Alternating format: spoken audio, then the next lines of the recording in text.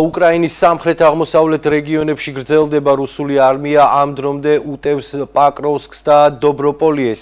რა ხდება უკრაინის აღმოსავლეთ რეგიონებში, ამას ჩვენ უკვე სტუმართან ერთად მიმოვიხილავთ. ჩვენი სტუმარია გიორგი კობერიძე. ბატონ გიორგი, მოგესალმებით, მადლობა რომ ხართ დღეს ჩვენთან.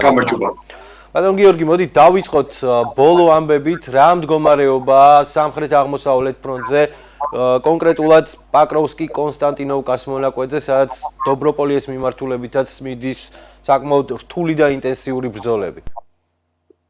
თვისებრივად რო ავიღოთ ჩვენ პოკროვსკისა და მირნოჰრადის მონაკვეთზე, სადაც რუსები უკვე წელიწადნახევარია დაახლოებით წარმოებდნენ შეტევით ოპერაციებს, აქ არის ჩვეულებრივი ხორცსაკები. ეს არ გახლავთ არავითარი რა თვისებრივად ისეთი ბრძოლა, რომელსაც ჩვენ აქამდე ვადევნებდით თვალს, ეს არის ბრძოლა უკვე დრონების ადამიანების წინააღმდეგ, ეს ერთი და ასევე უკრაინელებმა დაიწყეს ძალიან საინტერესო უკანდახევისას ისინი თხრიან, რამდენიმე შრიან, ესე ვთქვათ, თხრილებს ან ანტისატაკო თხრილებს, ასე ვთქვათ, განაღმულ მდელოებს, რომელზე გავლა ძალიან რთულია და შესაბამისად ჩვენ შეგვიძლია ვთქვათ, რომ თავად უშუალოდ პოკროვსკის მონაკვეთში, ქალაქი პოკროვსკი თავად რეალურად არის არა იმდენად უკრაინული რუსული ფრონტის ხაზი, არამედ ეს არის უკრაინულ-რუსული დრონების ფრონტის ხაზი და ერთმანეთის წინააღმდეგ მოქმედების არეალი. აი რაც შეეხება დობროპოლიეს მონაკვეთზე, აქ შედარებით სხვა სიტუაციაა. აქ არის მდგომარეობა ის, რომ რუსები მიიწევდნენ წინ, პრაქტიკულად შეიძლება ვთქვათ, რომ შემოდგომის დასაწყისში და აგვისტოს ბოლოს მას ცადეს შეტევა მიმართულებით. ხოდაშორის არც თუ წარუმატებლად 11 კილომეტრი გაიწიეს წინ, მაგრამ გუშინ რეალურად უკრაინის გენშტაბმა და დასახმელთო ძალებმა დაანონსეს, რომ დობროპოლიასთან ეგრეთ წოდებული შვერილი, ანუ წინსვლა რუსული შეჩერებული და მოგერიებულია. თუმცა ეს არ ნიშნავს იმას, რომ უკრაინელები ან რუსები ამ მიმართულებაზე აქტიობას შეწყვეტენ. ეს ნიშნავს, რომ რეალურად ფრონტის ხაზი გასწორდა. გასწორდა იმ გაგებით, რომ დობროპოლიას და ამ მიმართულების დაცემის და წინსვლის შემთხვევაში რუსებს თუ ჩავთვლით ჩვენ, მათ მიეცემოდათ იმის საშუალება, რომ ისინი მართლაც კონსტანტინოვკასკენ გადასულიყვნენ, რომელიც ახლავთ ჩრდილოეთით, დონეცკის ჩრდილოეთის შედარებით ჩრდილოეთ მონაკვეთზე, ალბათ ერთ-ერთი საუკეთესოდ დაცული წერტილი. ისევე როგორც ამ ტერიტორიაზე გახლავთ დრუჟკივკა, ასეთი ქალაქი არის. აქვე მდებარეობს ზედ კონსტანტინოვკასთან და ისევე როგორც სლავიანსკი და კრამატორსკი. ამიტომაც აი ამ მიმართულებით უკრაინული აქტივობა ძალიან წარმატებული იყო, განსხვავებით მირნოჰრადისა და პოკროვსკისაგან, სადაც ვიმეორებ, ეს არ არის სტანდარტული ბრძოლა. ეს არის რეალურად ხორცსაკები, სადაც რუსები ცდილობენ ცოცხალი მასის დიდი რაოდენობის მიწოლითა და დაწოლით უკრაინელ მცველებს აიძულონ გასვლა, მაგრამ ამასთანავე ეს გასვლა და ეს შესვლის პროცესი არის კონტროლდება 100%-ით უკრაინული და რუსული დრონების მხრიდან. ანუ ეს არის ბრძოლა რეალურად მართლაც დრონის ოპერატორებს შორის, რომლებიც ერთი და ორი დრონის დარტყმით შეიძლება გაანეიტრალონ ათობით სამხედრო, ამიტომაც არის ძალიან მძიმე მდგომარეობა. მაგრამ რეალურად უკრაინისათვის ყველაზე მძიმე მდგომარეობა არ გახლავთ პოკროვსკი, იმიტომ რომ პოკროვსკი ვიმეორებ ეს პოლიტიკურად ნარჩუნდება პირველ რიგში ეს ქალაქი. ამ ქალაქისათვის სამხედრო ბრძოლა მეტნაკლებად რუსეთს მოგებული შეიძლება კონდეს, იმ გაგებით რომ მას აქვს წარმატებული, ესე ვთქვათ, კონტროლი ქალაქის სამხრეთზე და ცენტრში ვიმეორებ ცოცხალი ძალის ცდილობს ის ცენტრის დაკავებას. მაგრამ რაც შეეხება პოლიტიკური გაგებით მნიშვნელოვანი არის, იმიტომ რომ ახლა ამერიკელებს ანახოს, ესე ვთქვათ, უკრაინამ, რომ უკრაინას შეუძლია ბრძოლა მათ შორის აი იმ მომენტებშიც კი და იმ მდგომარეობაშიც კი, როდესაც ყველას გონია, რომ აი უკვე მორჩენილია ეს ყველაფერი და უკვე დასრულებულია. შეგახსენებთ, რომ იგივე პრეზიდენტი პუტინის მხრიდან განცხადება, გვინდათ გერასიმოვის მხრიდან განცხადება, ახლობ 10-15 დღის წინ იყო, რომ მათქვე პოკროვსკი აღებულად ჩათვალეს. ისევე როგორც სხვადასხვა ხარკოვის ოლქში მათ კუპიანსკიც აღებულად ჩათვალეს, მაგრამ მოგვიანებით უკვე თქვეს, რომ არა, ჯერ აღებული არ არის, მაგრამ ალყის მდგომარეობაა. ანუ ეს იმის ნიშანია, რომ უკრაინამ აჩვენა მსოფლიოს და პირველ რიგში აჩვენა დასავლეთს, რომ მას ბრძოლა შეუძლია მათ შორის ისეთ ურთულესად და უკიდურესად ხის მონაკვეთებზე, როგორც არის პოკროვსკი, მირნოჰრადი, დობროპოლიას მონაკვეთი. მაგრამ სირთულე რეალურად თავარი უკრაინელების მხრიდან არის, უკრაინელების რიგებში არის ჰულიაიპოლეს მიმართულებით, ეს არის ზაპორიჟიეს ოლქში. აი აქ არის ძალიან მძიმე მდგომარეობა, შეგვიძლია ვთქვათ, ეს არის მოულოდნელი, შედარებით მოულოდნელი რუსული კარღვევა და ძალიან წარმატებული კარღვევა. რომლის მიზეზიც გახლავთ არა ის, რომ მაინც და მაინც უკრაინელებმა უკრაინას სუდი სამხედროები ყავს ან ვერ აკონტროლებენ ამ ტერიტორიებს, არამედ ორი ძირითადი პრობლემა, რომელიც თვისებრივად უკრაინის არმიას უდგას. პირველი პრობლემა არის რეალური ამბის შეუთყობინებობა. და ეს სერიოზული პრობლემა გახლავთ, იმიტომ რომ უკრაინის სამხედრო ძალებში აი ეს საკითხი რომ რეალურად რა ხდება ფრონტის ხაზზე, მაღალჩინოსნებამდე ზუსტად არ აღწევს. არსებობს გარკვეული შიში დაქვეითების, ან არსებობს კრიტიკის გარკვეული შიში და ამის გამო ეს რეალურად ხანდახან იმაზე მეტად ხდება შელამაზება ფრონტის ხაზზე, ვიდრე საჭიროა და ვიდრე რეალურად ხდება ფრონტის ხაზზე. და უკრაინელებს ეს სერიოზული გამოწვევა სხვათა შორის და მეორე არაკლე პრობლემა გახლავთ ის რომ კვალიფიციური ოფიცრები ამდენი არ არის. ანუ ეხლა ის თქმა მინდა ისიც რომ ჩვენ შეგვიძლია ამაზეც ვისაუბროთ პოლიტიკური საკითხია, მაგრამ უკრაინაში თუ კი რაღაც პრობლემა არსებობს კორუფციის გაგებით, კორუფცია არის არა იმდენად მაღალი ფულის მარტო ფულის წართმევა და ფულის ის არ არის დამალვა რა.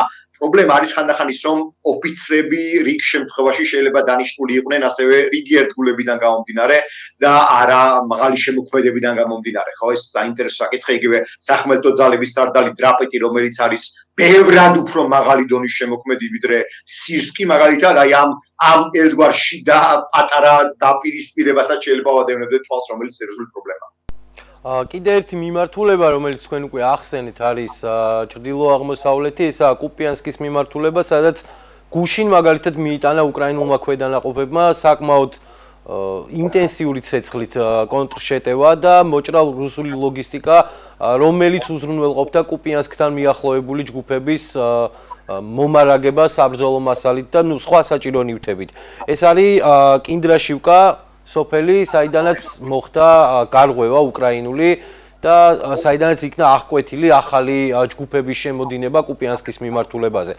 ამ მონაკვეთზე რა ხდება უფრო დეტალურად და რამდენად მნიშვნელოვანია ხარკოვის ოლქი რუსული არმიისთვის, განსხვავებით დონბასისგან? მე ვფიქრობ, რომ კუპიანსკის დაცემა იქნება როგორც სამხედრო, ისევე პოლიტიკური ძალიან მძიმე შედეგის მქონე უკრაინისათვის, თუ კი ესეთი რამ მართლა მოხდა. პირველ რიგში მოდი ავიღოთ ჩვენ პოლიტიკური საკითხი, იმიტომ რომ ეს საინტერესო საკითხია რა. 2022 წლის შემოდგომაზე, სწორედ უკრაინული კონტრშეტევის შედეგად გათავისუფლდა კუპიანსკი და კუპიანსკის გათავისუფლება იყო უზარმაზარი ზეიმის, დაახლოებით აი ხერსონის გათავისუფლების დონის ზეიმის გამომწვევი მთელს უკრაინაში. ამის შემდეგ იყო ესეთი მცდელობა, რომ უკრაინელები გადავიდნენ უკვე მდინარე ოსკილის აღმოსავლეთ სანაპიროზე და ძალიან წარმატებით განახორციელეს რუსების განდევნა ის იმდენადაც რომ ლუგანსკის ოლქშიც კი შეაღწიეს უკრაინელებმა და პრაქტიკულად მიუახლოვდნენ რუსული სამხედრო ცენტრები ლუგანსკში სადაც მდებარეობს, სწორედ ამ ცენტრებს მიუახლოვდნენ, ხო? ეს პატარა საკითხი არ არის, ეს ხო ქალაქი რუბეჟნე, ხო? ეს რუბეჟნეს დაკავების შემთხვევაში გზა იხსნებოდა უკვე სევეროდონეცკისა და ლიშჩანსკის მიმართულებით და რეალურად ეს იმის პირობა იყო, რომ თუ ესეთ ამ ქალაქების აღება მოხდებოდა, რაც ვერ მოხერხდა, რომ რუსული მთელი ეს ლოჯისტიკური ხაზი და მომარაგების კი არა, მარტო სათაო ხაზი, რომელიც ლუგანსკის ოლქში ჰქონდა რუსეთს მომზადებული, პრაქტიკულად დადგებოდა დიდი საფრთხის ქვეშ, თუ უკრაინელები ამ ოპერაციას შეძლებდნენ, მაგრამ რუსებმა მთელი 2023 და 2024 წელი ნაბიჯ-ნაბი ძალიან ნელისვლით, შეიძლება იყოს დღეში ხანდახან 200 მეტრი, მეტი კი არა, მაგრამ აი ძალიან ნელისვლისა და ძალიან დიდი მსხვერპლის პასად მოახერხეს და კუპიანსკამდე მიიყვანეს ჩრდილო-აღმოსავლეთიდან ხაზი. მაგრამ კუპიანსკის დაცემის შემთხვევაში ვიმეორებ ეს არ იქნება მხოლოდ პოლიტიკური საკითხი. თავად უნდა განსაჯოთ ახლა რომ მდინარე ოსკილი, რომელიც მე ზემოთ ვახსენე, მდინარე ოსკილის აღმოსავლეთ კლავარიან უკრაინელები. ხო? მათ შორის კუპიანსკი უზლოვეში, რომელიც ეს ქალაქი კუპიანსკის სარკინიგზო სადგურია მდინარის მეორე მხარეს მდებარეობს, აქ ისევ არიან უკრაინელები. და თუ კი კუპიანსკის დაცემა მოხდა, უკრაინელები აღმოჩნდებიან უმძიმეს სიტუაციაში, ან მათ მოუწევთ ეს ძალიან დიდი ტერიტორიის, რომელიც დაკავებული 2022 წლის შემდეგ უცებ დატოვება და დინარის მეორე მხარეს გადასვლა და მოქცევა, ან შეიძლება აღმოჩნდნენ, რა თქმა უნდა, ეს არა მთლიანობაში სტრატეგიული ალყა, მაგრამ ეს იქნება ტაქტიკური ალყა, ძალიან რთული იქნება, ესე ვთქვათ, იქიდან გამოსვლა მოიწევთ მძიმე ტექნიკის, იმიტომ რომ რამდენიმე ხიდი არის, პატარა ხიდი არის გამოსასვლელი, როგორ არ არის, მაგრამ მძიმე ტექნიკის გადმოყვანა მერე უკვე ძალიან რთული საქმე იქნება. ხოლო რუსებს თუ კი მიეცათ ეს წარმატების ბიძგი ამ მიმართულებით, შემდგომ შეიძლება აღმოჩნდეს უკვე რეალურად ეს წაყოლა, ეს პროცესი შემდეგ წავიდეს უკვე რა, უშუალოდ ხარკოვის მიმართულებით, ქალაქის ხარკოვზე მაქვს საუბარი, იმიტომ რომ რუსეთისათვის თან მინდა აღვნიშნო პუტინის ფრაზა, რომ ის ნოვოროსიის აღდგენას ცდილობს, ხო, მან ეს გააკეთა ეს კომენტარი რამდენიმე დღის წინ, ნოვოროსიის პროექტი ხარკოვის გარეშე ვერ იარსებებს. და იქ რა თქმა უნდა არის გარკვეული თავდაცვის სხდები მოწყობილი ჯერ კიდევ 2022 წლიდან გამომდინარე უკრაინელთა მხრიდან განა არ არის, მაგრამ ეს უკვე იმის პირობა იქნება, რომ უკრაინელებს მოუწევთ ძვირფასი სამხედრო ბრიგადების მოხსნა და ამ მიმართულებით გადასროლა, ხო? ეს პრობლემა იქნება, იმიტომ რომ ჩვენ ვიხილეთ რომ დობროპილიასთან იგივე, ხო, რომელშიც უკრაინელებმა უკან დაახევინეს რუსებს დონეცკის ოლქში. ამის გამგამპირობებელი ერთ-ერთი მიზეზი იყო აზოვის ჩართულობა. აზოვის ბრიგადის ელიტური ბრიგადის ჩართულობა, ხო? მესამე მოიერიშე ბრიგადის. კონკრეტულად მესამე მოიერიშე. აბსოლუტურად ასეთ შენიშნა და სწორედ ამის თქმა უნდა რომ ძვირფასი ნაწილები ბევრი არ არის, იმიტომ რომ იგივე მე-20 ბრიგადის შემთხვევაში, რომელიც მდებარეობს როგორც აღნიშნე ხულიაიპოლის მიმართულებით, მე-20 ბრიგადა არ არის. და შეგვიძლია თქვა რომ ასეთი ბრიგადები რამდენიმე იყო უკრაინაში, რომელმაც თავი ვერ გამოიჩინა თავისი სარდლობიდან გამომდინარე, თავისი შემადგენლობიდან გამომდინარე და ანუ ჩვენ შეგვიძლია ვთქვა რომ უკრაინას ეს რთული პირობა აქვს იგივე 57 ბრიგადა, რომელიც უკრაინა ელიტური ელიტად ითვლებოდა რეალურად და უნდა ყოფილიყო მთავარი გამრღვევი 2023 წელს აღმოჩნდა რომ ეგეთი ეფექტურიც არ აღმოჩნდა. ამიტომაც არის რომ აქ რაღაცეების გადმოჯგუფება დაახლოებით იმას წააგავს, რაც უკრაინელებმა გააკეთეს წინა წელს, როდესაც კურსკის ოლქში შევიდნენ და რუსებს აიძულეს გარკვეული ნაწილები მოეხსნათ დონეცკის და ზოგადად დონბასის მიმართულებიდან. აი ეს შეიძლება განხდეს გამაპირობებელი რუსეთის მხრიდან, თუ კი ისინი ხარკოვის მიმართულებით საკმაოდ წარმატებით იყვნენ, ესე ვთქვათ, გასულები და გაჭრილები. და სხვათა შორის ერთი საინტერესო ასპექტიც არის, რომ არ არის გამორიცხული ეს იყოს კიდევ ერთი საკითხი, თუ კი ზამთარი იყო საკმაოდ სერიოზული და მდინარე ოსკილი გაიყინა და ხარკოვში მდინარე მარტო ოსკილი არ არის, კიდევ რამდენიმე მდინარე არის, ეს რუსებს შეიძლება გაუადვილდეს, ესე ვთქვათ, მდინარის მეორე მხარეს სხვადასხვა მიმართულებიდან გადალახვა და სხვათა შორის მინდა ყურადღება მივაქციოთ კიდევ ერთ ქალაქს, ეს არის ლიმანი. ეს ქალაქი ლიმანი რამდენჯერმე გადავიდა ხელთაღში. ეს საკმაოდ საინტერესო ქალაქია, იმიტომ რომ ის მდინარე ჩრდილოეთის დონეცის სიახლოვეს მდებარეობს. და ქალაქი იქვე არის ლუგანსკის ოლქშისა და დონეცკის ოლქის საზღვარია, ძალიან საინტერესოა ჩრდილოეთით ეს ორი ოლქი ერთმანეთს კვეთს. და იქ არის დასახლება ბილოჰორივკა, ხო, რომელიც ცოტა ხნის წინ რუსებმა რეალურად დაიკავეს და აშკარაა რომ რუსების მცდელობა სწორედაც ლიმანი და ესე ვთქვათ ხელახალი ოკუპაციის ქვეშ მოაქციონ და ლიმანის დაკავების შემდეგ უყურეთ რა არის, აქ იქნება არა მარტო მცდელობა რომ ქალაქი სლავიანსკი კრამატორსკის მიმართულებით სამხრეთიდან გავიდნენ, როგორც დონეცკის ოლქის აი იგივე რო ვთქვათ კონსტანტინოვკას მიმართულებიდან, არამედ ეს არის უკვე მცდელობა რომ შეუტიონ ამ ქალაქებს ჩრდილო-აღმოსავლეთიდან. აი ეს არის სწორედაც მათი ამოცანა, იმიტომ რომ შეგახსენებთ რომ რუსეთის თავდაპირველი გეგმა 2022 წელს სწორედ ჩრდილოეთიდან დარტყმას მოიცავდა და ეხლა რეალურად იქნება ერთგვარი ბრწყელტუ ჩასეული შეტევის მიმართულება, ანუ ორკაპას მიმართულების შეტევა, რაც აი ამ შემთხვევაში შეიძლება ბევრად სერიოზულად აღმოჩნდეს საქმე, ვიდრე ერთი შეხედვით ჩანს, თუმცა იმასაც შეგახსენებთ, რომ ზოგადად უკრაინაში სწორედაც სლავიანსკი და კრამატორსკი საუკეთესოდ დაცული ქალაქებია და შეიძლება ვთქვათ, რომ მისთვის თუ კი ბრძოლა მართლაც დაიწყო, აქ მოლოდინი არის რომ რუსეთი არა 10,000-ობით, არამედ შეიძლება 100,000-ობით სამხედრო დაკარგვაზე მიდგეს საქმე, თუ კი რა თქმა უნდა აქამდე მივიდა ბრძოლის ფაზი. ჩვენი გადამღები ჯგუფი მიმდინარე წლის ზაფხულში იმყოფებოდა ყველა თქვენს მიერ ზემოთ ჩამოთვლილ ქალაქში, რომელსაც უკრაინული მხარე აკონტროლებს და კუპიანსკის მონაკვეთიდან, ასე ვთქვათ, იმ შემთხვევაში თუ რუსული მხარე შეძლებს კუპიანსკის აღებას, უკვე გზა იხსნება არა მარტო სლავიანსკი კრამატორსკის მიმართულებით, არამედ იზიუმი ბალაკლეას მიმართულებით, რომელიც ასევე ერთხელ უკვე გაათავისუფლა უკრაინულმა არმიამ და მეორე არის სწორედ თქვენს მიერ ნახსენები ლიმანი, რომელიც ასევე მოიცავს ერთი შეტევის მეორე მხარეს. გარდა ამისა, მანამდე ვისაუბრებთ ჩვენ გულიაიპოლეზე და გულიაიპოლეც იყო ერთ-ერთი ყველაზე გამაგრებული მონაკვეთი გაყოლებაზე უგლედარის და ნოვაია ვასილევკას მიმართულებით, თუმცა აქ შეექმნა ყველაზე დიდი პრობლემები ამ ეტაპისთვის უკრაინულ არმიას. გულიაიპოლეს მიმართულებაზე რა ხდება კონკრეტულად და რამდენად ეფექტურად მუშაობენ, ასე ვთქვათ, უკრაინის მცველები ამ მიმართულებაზე? ბოლო 3 თვეა სიტუაცია მძიმდება თითქმის ყოველკვირეულად და ბოლო დღეებია უკვე ყოველდღიურად მძიმდება. რუსებმა მოახერხეს არა კონკრეტულ წერტილში გარღვევა, არამედ დაახლოებით 25 კილომეტრი არის გარღვევის სამთლიანობაში სიგანეზე მაქვს საუბარი რამდენიმე მიმართულებიდან და ახლა გულიაიპოლეს სამხრეთით მიადგნენ რეალურად ქალაქს. ისინი ქალაქს ბომბავენ დიდი ხანია უკვე. ქალაქიდან მოსახლეობის ევაკუაცია ხანგრძლივი დროის გაწინ დაიწყო და რეალ ბოლოშია გასული თუ უკვე აი უკიდურესად არ გაჯიუტდა ვიღაც რომ დაეტოვებინათ რეალ ქალაქი დაცლილია ამ შემთხვევაში. არა და აი 2 წლის წინ მაგალითად იგივე საშობაო დეკემბერში საშობაო რაღაც ზეიმებიც კი მოეწყო ამ ქალაქის მიმართულებით, ანუ ის იმდენად კარგად იყო მართლაც დაცული და არსებობდა ერთგვარი 2023 წელს კონჩეტევა რო იგეგმებოდა, არსებობდა მოლოდინი, რომ სწორედ აი აქედან იქნებოდა წარმატებული დარტყმა რუსეთის ფორტიფიკაციების მიმართულებით, სწორედაც რობოტინე და შემდგომ უფრო სამხრეთის ქალაქების მიმართულებით, მაგრამ არ გამოვიდა ეს საკითხი. ახლა როგორც ჩანს რუსებმა ეს წერტილი აღმოაჩინეს, რომ მართლაც ყველაზე რთული იყო, მათ მოსინჯეს ფრონტის ხაზზე რამდენიმე მიმართულება. და თქვათ დაწახსენებენ ნოე ვასილებას დაკავების შემდეგ რეალურად ისინი ჯერ სიღრმეში გადაადგილდებოდნენ დონეცკის ოლქის, მაგრამ შემდგომ შეატრიალეს მიმართულება და დასავლეთით დაიწყეს სვლა. ეს სწორედ იქიდან იყო გაპირობებული, რომ მათ მოსინჯეს სად უფრო უკეთ გამოიყურებოდა ფრონტის ხაზი, სად უფრო მეტად იყო დაცული და მნიშვნელოვანი არის ის, რომ როგორც ჩანს ეს უკრაინელთა მხრიდან შეუტყობინებლობა მდგომარეობის ან რეალური მდგომარეობის არაღწერა გამოიწვია ის, რომ რუსები მიადნენ ქალაქს სამხრეთიდან და საინტერესო არის ის, რომ უკრაინელები ამ ეს ქალაქი ისე დაბომბილია. ეს ქალაქი ისე დაბომბილია, ამიტომაც ამ ქალაქში ფრონტალური ბრძოლები არ არის მოსალოდნელი, შეიძლება ურბანული ბრძოლა ქალაქის ეს კვაჭკა შესასვლელში და გასასვლელში, მაგრამ აქაც ერთი რა დამაიმედებელი რაც არსებობს არის ის, რომ უკრაინელები ცდილობენ სწორედაც დრონების ოპერაციები, დრონების კედელი, რასაც ისინი გეგმავენ, აი სწორედ ამ მიმართულებაზე ამუშაონ და ნახოთ აი რა შედეგი შეიძლება კონდეს. თუმცა ახლა სიტუაცია იმაზე სწრაფად იცვლება ამ მიმართულებით, ვიდრე მოსალოდნელი იყო ნეგატიურისაკენ.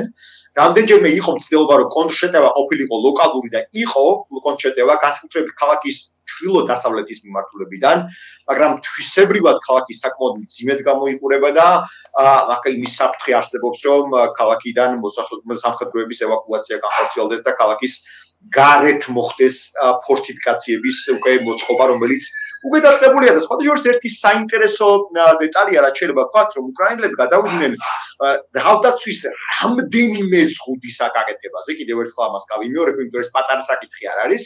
ისინი ცდილობდნენ, რომ აი მხოლოდ არ არის დრაკონის კბილები, რომლებიც ტანკის ესე ვთქვათ, მუცელი უნდა გამოაჩინოს, ხო და ქვედა ნაპირი უნდა გამოაჩინოს, არამედ ისინი რამდენიმე თხრილს აშენებენ ანტისატანკო თხრილებს, გეიტასაწინააღმდეგო თხრილებს, მავთუხლარტებს, სხვადასხვა ომის ამ პერიოდში, როდესაც 2023 წელი იყო, არ იყო ცოტა სკეპტიკულად უყურებდნენ ხოლმე მავთუხლარტების საკითხს რა და ახლა უკვე გამოიცადა მავთუხლარტების ეფექტურობა და სხვადასხვა ძალიან კარგად მუშაობს იგივე ზაპოროჟიეს ოლქში, საიდანაც შეტევის მიმართულება, ოღონდ ამ შემთხვევაში ცოტა უფრო დასავლეთის მიმართულებაზე, უშუალოდ ქალაქის ზაპოროჟიესაკენ სulis პერიოდში წარუმატებელი იყო რუსეთის და აქ მოახერხეს ერთგვარად უკრაინელებმა მათი შეჩერება. და მინდა აუცილებლად კითხოთ პოლიტიკურ მხარეზე ამ პროცესების და ორ სკანდალზე, რომელიც ერთდროულად უკრაინაში და შეერთებულ შტატებში ფაქტიურად პარალელურ რეჟიმში მოხდა. პირველი არის ეგრეთ წოდებული კორუფციული სკანდალი უკრაინაში, რომელსაც მოჰყვა, ასე ვთქვათ, რამდენიმე თანამდებობის პირის და მათ შორის ერმაკის გაშვებაც და მეორე არის შეერთებულ შტატებში საქმე, რომელიც გახსნა ბჭყალებში ბლუმბერგმა, სადაც საუბარი იყო იმაზე, რომ ამერიკულმა მხარემ რეალურად სამშვიდობო პროექტი, 28 პუნქტიანი პროექტი, რომელიც წარუდგინა საერთაშორისო საზოგადოებას და კიევს პირველ რიგში, ფაქტიურად მიიღო რუსული მხარისგან, ისე რომ editing-იც არ გაუკეთებია ამ ყველაფრის. რა ხდება რეალურად ამ მიმართულებით, რა სიახლეებია და რას უნდა ველოდოთ პოლიტიკურ ნაწილში? გაიზრდება თუ არა კიევზე რაიმე ტიპის ზეწოლები, თუნდაც მისი მოკავშირეების მხრიდან? დავიწყოთ ამერიკიდან და უკრაინაზე დავათავისუფლებათ, ეს ძალიან საინტერესო საკითხია. რუსეთს ძალიან დიდი ხანია უნდოდა ამერიკის რეპუტაციის შელახვა, ამერიკის ერთგვარი წარმოჩენა, რომ ის სუსტი მოკავშირეა, რომ ის ეფექტური მხარდამჭერი არ არის და ამას მიაღწია. მოგიც ასაშინ ვაჭერს ყველაფერი ამის თქმა, მაგრამ ფაქტია რომ მიაღწია, იმიტომ რომ ისე წარმოჩინდა, რომ აი სწორედაც ამერიკა ვერ არ უდგას თავის მოკავშირეს. რატო არ უდგას გასაგებია, შიდა პოლიტიკური საკითხები ძალიან მძიმეა და დონალდ ტრამპი საგარეო პოლიტიკას უყურებს თავისი პერსონალური პრიზმიდან და ბიზნეს პრიზმიდან. ანუ იქ სადაც ფული იშოვება, ან იქ სადაც გონია რომ მას მეგობრები ყავს, იქ ცოტა უფრო მეტად დამთმობი არის, ცოტა უფრო სიმპათიით არის განწყობილი ვიდრე თავის რეალურ მოკავშირეებთან მიმართებით, რომელთანაც უფრო მეტად ხისტი და მათრახოვანი პოლიტიკა აქვს. რომელიც არ მუშაობს, იმიტომ რომ ახლა მაგის დრო არ არის. ანუ პირველი ვადის პერიოდში, როდესაც ის ევროპას უკიჟინებდა რომ შეერაღებულიყო, ამაში პრობლემა არაფერი არ გახდა და ევროპამ დაიწყო მილიტარიზაცია. განსაკუთრებით გერმანიამ დაიწყო მილიტარიზაცია ძალიან აქტიური და ძალიან დამაიმედებელი პროგნოზებია. მაგრამ ამერიკის მითქომ ახლა არის უფრო განსხვავებული და ამ შემთხვევაში ვიტკოფის საინტერესო ფიგურაა, თავად საინტერესო, რომელიც ბიზნესთან ტრამპის მეგობარია, ბიზნესთან გამომდინარეობს და რეალურად ვიტკოფი და ტრამპის ირგვლივ შეგრებილი კლანი, მათ შორის შეგვიძლია ვთქვათ მისი უშუალო ნათესავი სიძე კუშნერი, ან მისი შვილი დონალდ ტრამპ ჯუნიორი დიახაც, აი ეს ადამიანები არ არიან კარგად განწყობილი უშუალოდ უკრაინისადმი. ეს ადამიანები პირიქით ნეგატიურად განწყობილები არიან უკრაინისადმი და საბოლოო ჯამში გაითქვა რომ ვიტკოფის საუბრიდან გაითქვა რომ ვიტკოფი ერთგვარად ასწავლიდა რუსებს თუ როგორ უნდა ელაპარაკათ ტრამპისათვის. ანუ გამოდის რომ ეს უკვე გახლავთ საკმაოდ სერიოზული და მძიმე ეს არის უოტერგეიტის სერიოზული სკანდალი რამაც ნიქსონი შეიწირა, იმიტომ რომ გამოდის რომ შენ მიერ დანიშნული დიპლომატი შენს მტერს ასწავლის თუ როგორ უნდა მოვიდნენ შენთან ურთიერთობაში და როგორ უნდა გააფუჭონ შენი მოკავშირე. ეს არის ძალიან მძიმე რეალობა, იმიტომ რომ პუტინისეული ეს მიდგომა რომ ამერიკა ცუდი პარტნიორია, ცუდი რეპუტაცია აქვს, ეს მან უკვე მიაღწია. ხვალდაზე შეიძლება შეიცვალოს ეს ყველაფერი, მაგრამ აი მოცემული ფაქტი უკვე დამდგარი რა ძალიან მძიმე ფაქტი არის რა ეს ერთი უმძიმესი ფაქტი შეიძლება ვთქვა.